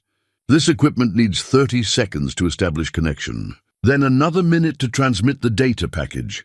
The vehicles were closer now, their engines audible through the forest canopy that had provided concealment. Rex moved to the entrance of their shelter, his body language indicating that multiple threats were approaching from different directions, in patterns designed to prevent escape. "Can you complete the transmission while we're moving?" Bonnie asked. "Not with this equipment," Jimmy replied. "The international link requires precise positioning and uninterrupted power supply. If we move now, we lose the opportunity to expose their crimes." The choice was immediate and stark: abandon their evidence and flee, or stay and attempt to broadcast proof of federal assassination programs while facing almost certain capture by people who had spent decades perfecting techniques for eliminating witnesses. "How long do we have?" Bonnie asked. Jimmy listened to the approaching engines and calculated their probable search pattern. 3 minutes, maybe 4, if they're being cautious about approaching an unknown situation. 3 minutes to transmit evidence that could save 600 lives and expose crimes that had been concealed for 30 years. 3 minutes to choose between personal survival and the possibility of justice for victims who had been buried and forgotten. "Do it," Bonnie said, moving to the shelter's entrance, where she could watch for approaching threats while Jimmy worked on their final gambit, the communication equipment. Hum to life as international monitoring stations responded to Jimmy's authentication codes. Data began flowing across encrypted channels that couldn't be intercepted or redirected by the shadow program's compromised networks. Names, dates, locations, photographs, audio recordings, and documentation that painted a complete picture of federal crimes spanning 3 decades. But as the transmission progressed, the sounds of their approaching capture grew closer and more coordinated. Vehicle doors slamming, radio chatter coordinating search patterns, the measured footsteps of professionals who knew how to approach dangerous situations with minimal risk to themselves. 60 seconds remaining, Jimmy reported, sweat beading on his forehead despite the cool mountain air. Rex's low growling indicated that human figures were now visible through the forest, moving carefully but deliberately toward their position. Bonnie could see glimpses of tactical gear and military-style coordination that confirmed they were facing federal agents rather than local law enforcement. 30 seconds, Jimmy whispered. Voices now. Close enough to understand fragments of conversation about securing the perimeter and preventing escape routes. Professional terminology that indicated extensive training in operations that required containment and elimination of targets who possessed sensitive information. 10 seconds, Jimmy said, his finger hovering over the transmission control. The first federal agent appeared at the edge of their clearing, weapon drawn and pointed toward their shelter. Behind him, more figures were moving into positions that would make escape impossible even if they had planned to attempt it. Transmission complete, Jimmy announced, just as the first voice called out with the authority of someone accustomed to absolute obedience. Federal agents, exit the structure with your hands visible and prepare for detention. But as Bonnie and Jimmy emerged from their shelter with hands raised, Rex remained inside, positioned next to equipment that was still broadcasting their location and activities to international monitoring stations. The dog's loyalty had provided them with one final advantage. Real-time evidence of their capture by federal agents would be transmitted to foreign intelligence services, creating immediate international pressure for explanations of American domestic assassination programs. "You have made a grave mistake," the lead agent said as restraints were applied. "Interfering with federal operations and communicating classified information to foreign governments are capital crimes under the Espionage Act."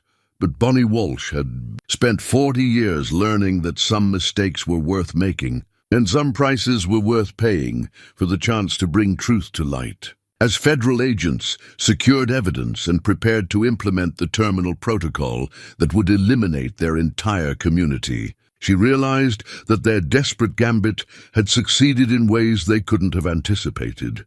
The Watchers had finally become the watched, and the world was now paying attention to what happened in Forgotten Mountain, communities where federal agents practiced techniques for murdering American citizens. The two-way radio transcript that federal agents discovered in Jimmy's equipment cache revealed more than they had intended to expose. As Maria Santos arrived at the detention site to personally oversee the interrogation of her prisoners, the radio continued, broadcasting their conversations to international monitoring stations that were now recording every word spoken by federal agents implementing an illegal domestic assassination program. "Shut that equipment down," Santos ordered, her voice carrying the authority of someone accustomed to absolute control over operational environments. "We can't."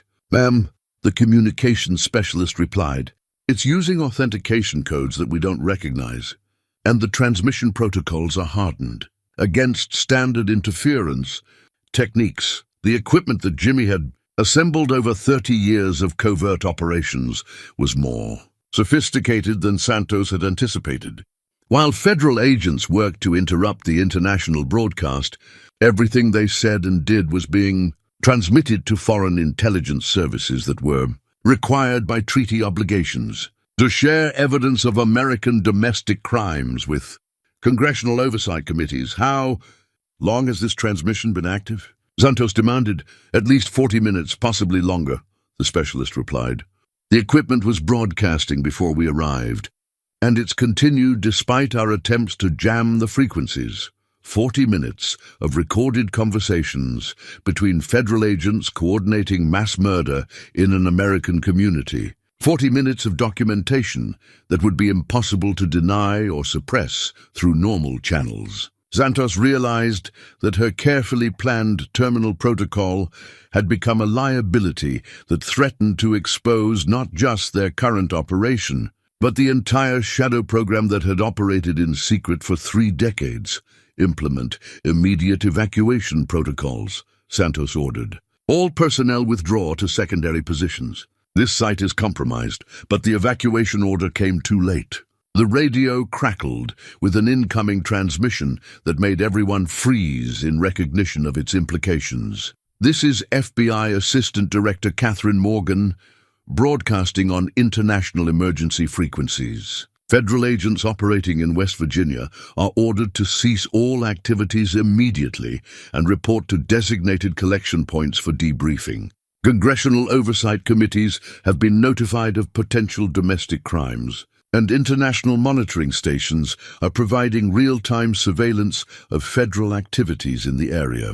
The transmission was being broadcast on multiple frequencies simultaneously, ensuring that it reached not just Santos and her team, but every federal agent operating in the region. More importantly, it was being recorded by the same international monitoring stations that had received Jimmy's evidence package, creating an official record of federal response to reports of domestic assassination programs.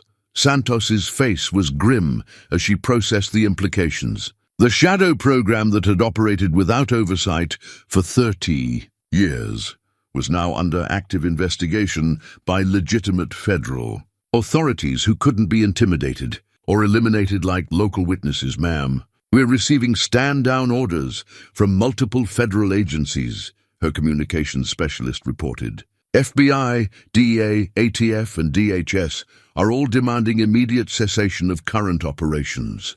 But Santos had spent decades implementing programs that operated outside normal federal oversight, and she wasn't prepared to abandon 30 years of work without attempting to salvage what she could from the disaster that Jimmy and Bonnie's investigation had created. Continue with modified terminal protocol, she ordered. Scale reduced to primary targets only. Make it look like local criminal activity rather than federal operations. The modified plan that Santos outlined was still staggering in its scope and brutality. Patricia Vance would be eliminated through a home invasion that would destroy her research materials. The senior center would experience a gas leak explosion that would eliminate elderly residents who might provide historical testimony. Henderson's general store would suffer an electrical fire that would destroy community records and its owner. But as Santos coordinated her reduced massacre plan, the radio equipment continued broadcasting every word to international audiences that were now coordinating with American congressional oversight committees to investigate federal crimes in real time. Ma'am, the communications specialist interrupted, his voice tight with worry. We're showing multiple aircraft approaching from the south. Military transponders indicate federal law enforcement response teams. Through the forest canopy, the sound of helicopters became audible, not the single medical evacuation aircraft that had been positioned for the terminal protocol, but multiple aircraft carrying the kind of rapid response teams that were deployed when federal crimes required immediate investigation. Santos realized that her shadow program was facing the one threat it had never been designed to handle: oversight by legitimate federal authorities who possessed both the legal authority and the physical resources to shut down illegal operations, regardless of their classification, level, or political protection. Release the prisoners, she ordered reluctantly. Full evacuation, all personnel to extraction points. Implement evidence destruction, protocols for all classified materials. But Bonnie Walsh and Jimmy Kowalski were no longer just prisoners who could be quietly eliminated. They were witnesses whose testimony was being broadcast in real time to international audiences that included congressional oversight committees. Releasing them would provide immediate evidence of federal crimes, while continuing to hold them would constitute additional federal crimes being committed under international observation. Ma'am, the prisoners are requesting to speak with the FBI agents who are coordinating the congressional investigation, the communications specialist reported. Absolutely not, Santos replied. Transport them to secure facilities for extended debriefing under national security provisions.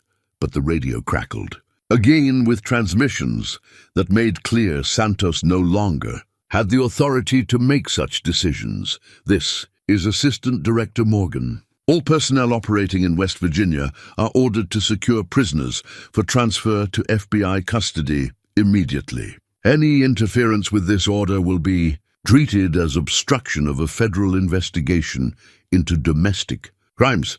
The approaching helicopters were now visible through breaks in the forest canopy. Federal aircraft marked with FBI and congressional oversight identifiers that indicated the highest levels of American government were now involved in investigating the shadow program that Santos had spent her career protecting.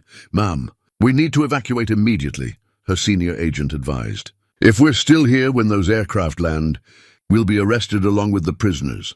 Santos faced a choice that 30 years of illegal operations had never prepared her for: surrender to legitimate federal authorities and face prosecution for crimes that had been sanctioned by shadow programs, or flee and spend the rest of her life as a fugitive from the very government she had served. But as she prepared to order full evacuation, Rex emerged from the equipment shelter with something in his mouth that made everyone freeze in recognition of its significance. The dog had retrieved a recording device that had been documenting their entire conversation, creating additional evidence of federal agents coordinating mass murder while under international observation. "The dog," Santos said, raising her weapon toward Rex. "Don't," Bonnie warned, her voice carrying the authority of someone who had spent 40 years learning how mountain justice worked. "That dog is smarter than you think, and he's been trained to protect evidence." As if responding to her words, Rex moved to a position between the federal agents and the radio equipment, his posture making clear that any attempt to destroy the transmission devices would require getting past a German shepherd who had been trained to defend his territory against human threats. The sound of landing helicopters filled the forest as FBI rapid response teams deployed to secure evidence and arrest federal agents who had been operating illegal assassination programs.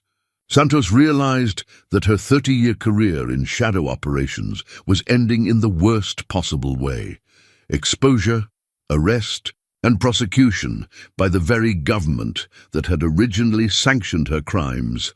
But as federal agents loyal to constitutional oversight rather than shadow programs approached through the forest, Bonnie Walsh felt a sense of justice that had been 30 years in coming. The families murdered in 1993 would finally have their truth told, and the mountain community that had been selected as a testing ground for federal assassination techniques would be free from the shadow of systematic terrorism that had controlled their lives for 3 decades.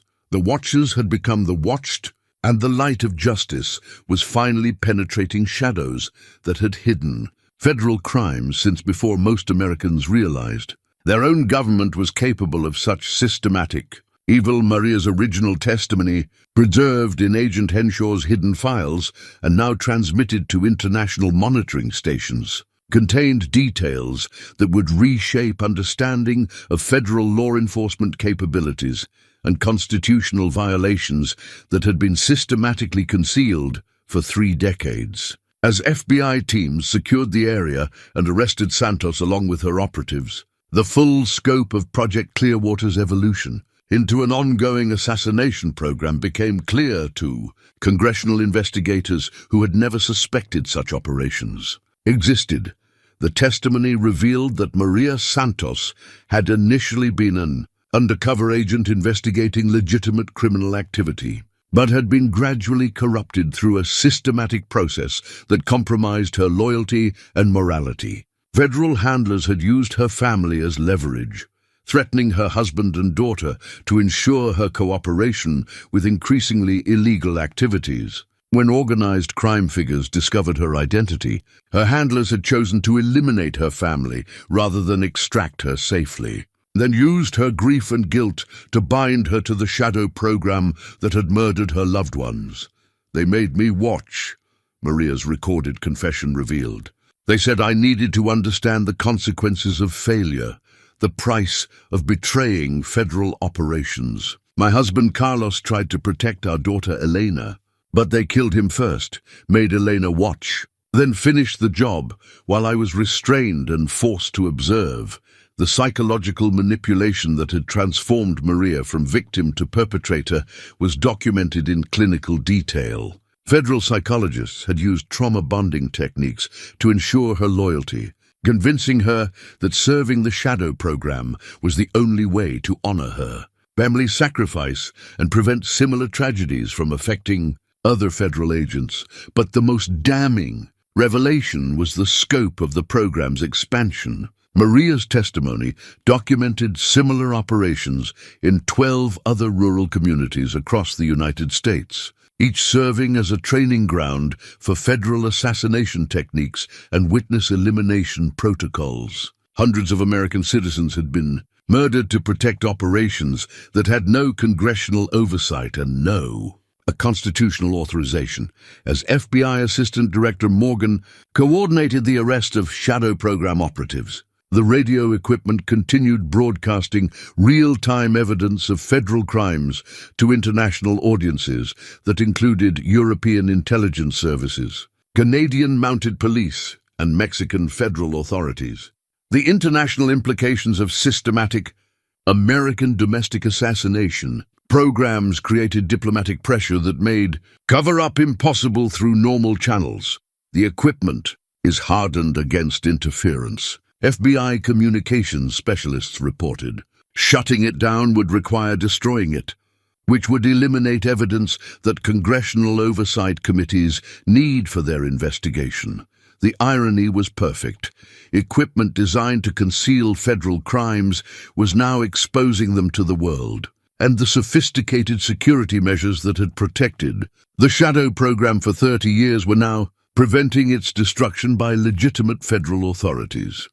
Jimmy Kowalski's heroic decision to sacrifice his remaining weeks of life to expose the conspiracy was documented in real time as FBI medical teams assessed his condition. The cancer that was killing him had been accelerated by stress and exposure, but he remained conscious and coherent enough to provide testimony that filled gaps in the documentary evidence. "I dug their graves," Jimmy confessed to FBI investigators, while international monitoring stations recorded every word. "Paul Kowalski was my brother, and they made me bury him and his family in unmarked graves while Maria Santos watched and took notes for her." Psychological evaluation reports. The graves that Jimmy had maintained in secret for 30 years were located by FBI. Forensic teams within hours of his confession.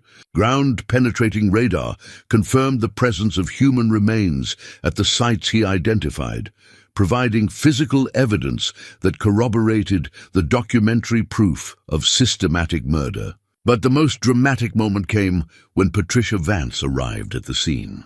Escorted by FBI agents who had extracted her from the senior center just minutes before a gas leak explosion that had been scheduled as part of Santos's modified terminal protocol. Her research materials, which federal agents had planned to destroy, contained evidence that supported and expanded on Jimmy's documentation. "I knew something was wrong," Patricia told investigators while broadcast equipment transmitted her testimony internationally.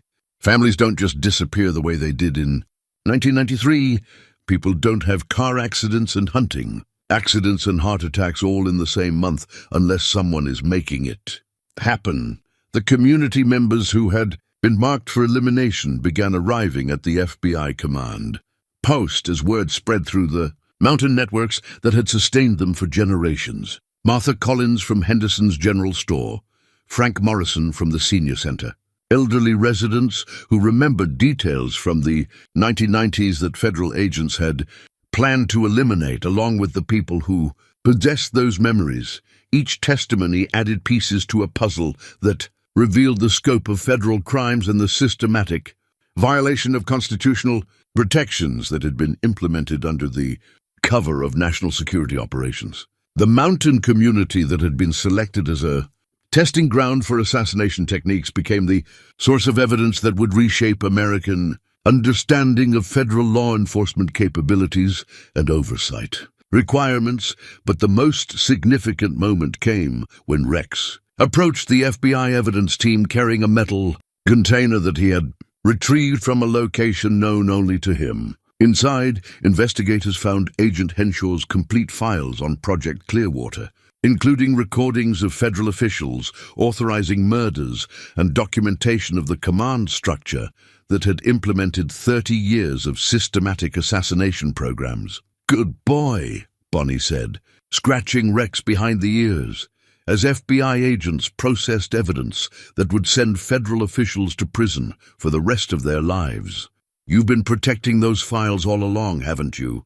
The dog's instinctive protection of evidence had preserved proof of federal crimes that would otherwise have been destroyed when Santos implemented her evidence destruction protocols. Rex had understood, in ways that transcended human comprehension, that the hidden files represented justice for people who had been murdered and forgotten. As helicopters evacuated, arrested federal agents and international monitoring stations continued broadcasting evidence of American domestic assassination programs. Bonnie Walsh realized that her quiet mountain existence had been forever changed by her discovery of the steel door that had concealed 30 years of federal crimes. But the change brought liberation rather than loss. For the first time since 1993, her community was free from the shadow of systematic terrorism that had controlled their lives through fear and systematic elimination of anyone who asked inconvenient questions about the people who had disappeared without explanation or investigation. 6 months after the FBI raid that exposed Project Clearwater and its evolution into a federal assassination program, the community memorial stood where the hidden bunker had been discovered. The steel door that had concealed 30 years of federal crimes now opened onto a peaceful garden where families could remember loved ones who had been murdered and forgotten by a government that was supposed to protect them. Bonnie Walsh stood before the memorial's centerpiece, a granite monument engraved with the names of Carlos and Elena Santos, James and Patricia Henderson, Paul and Anna Kowalski, and their children who had been killed to protect operations that had no constitutional authorization. Below their names, a simple inscription read, "Their truth was buried but not lost." The legal proceedings that followed the investigation had been swift and comprehensive. Maria Santos, facing life in prison for multiple counts of murder and conspiracy, had provided complete testimony about the Shadow Program's operations in exchange for a sentence that would allow her to die in federal custody rather than face execution. Her confession had led to arrests of federal officials across multiple agencies, congressional hearings that resulted in new oversight legislation, and international agreements to monitor American domestic law enforcement activities. Tom Bradley Jr., revealed to be a federal agent planted in the sheriff's position, had been arrested and charged with conspiracy to commit murder, obstruction of justice, and violation of constitutional rights under color of federal authority. His replacement, elected by the community in a special election, was Patricia Vance, whose research and courage had been instrumental in exposing the conspiracy. "Hard to believe it's been 6 months, Patricia said, joining Bonnie at the memorial. As the new sheriff, she wore the badge with the same dedication to truth that had made her an excellent librarian, committed to serving her community, rather than federal agencies that operated outside constitutional oversight. The bunker itself had been converted into a documentation center where researchers could study the techniques that federal agencies had used to conceal domestic crimes. The radio equipment that had exposed the conspiracy continued operating under FBI supervision, monitoring federal communications for evidence of similar programs that might be operating in other communities. Jimmy Kowalski had lived long enough to see Maria Santos arrested and to provide complete testimony that resulted in the location and proper burial of his brother's family. His death, 2 weeks after the FBI raid, had been peaceful, attended by community members who honored his courage in exposing crimes that had terrorized them for 30 years. His grave, marked with a simple stone that read "Truth, Teller," lay near the memorial garden, where his brother's family finally rested in properly marked graves. The international implications of the Project Clearwater revelations continued to reverberate through diplomatic channels. European allies had demanded explanations for American domestic assassination programs. Canadian authorities had increased monitoring of cross-border federal activities, and Mexican officials had raised questions about similar operations that might have been conducted in their territory. But for Bonnie, the most significant change was the restoration of peace to her mountain sanctuary. The trails she walked with Rex were no longer monitored by surveillance equipment designed to track potential witnesses. The community gatherings at Henderson's General Store were no longer infiltrated by federal agents evaluating residents for potential elimination. The sense of safety that had been systematically destroyed through 30 years of terrorism had been restored through the simple act of exposing truth to light. "Do you ever regret opening that door?"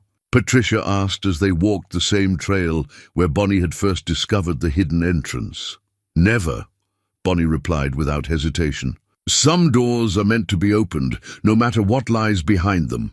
Rex ranged ahead of them, investigating scents and sounds with the relaxed confidence of a dog whose territory was no longer threatened by hidden watchers. At 10 years old, he moved more slowly than he once had, but his alertness remained sharp, focused now on protecting his pack rather than detecting human threats that lurked in shadows. The community that had been selected as a testing ground for federal assassination techniques had become a model for constitutional oversight and citizen participation in monitoring government activities. Delegations of officials from other rural communities visited regularly, learning techniques for detecting and exposing federal programs that operated without proper authorization or oversight. The steel door still stood open, no longer concealing secrets but welcoming visitors who came to learn about the importance of citizen vigilance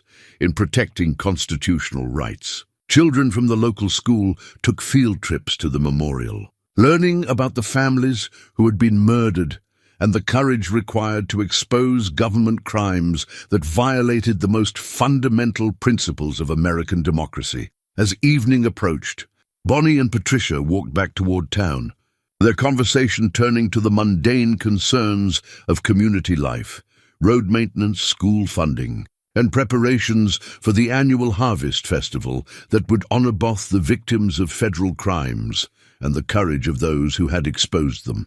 The mountain that had been Bonnie's sanctuary for 40 years remained unchanged in its essential character. But the human community that shared its slopes had been transformed by the revelation that some secrets are too dangerous to keep hidden. The peace that they now enjoyed had been earned through courage, sacrifice, and the understanding that democracy requires citizens who are willing to open doors that powerful people prefer to keep closed. As they reached the edge of town, Rex stopped and looked back toward the memorial garden, where lights now illuminated the names of families who had been murdered for knowing too much about federal crimes. His vigil was no longer necessary.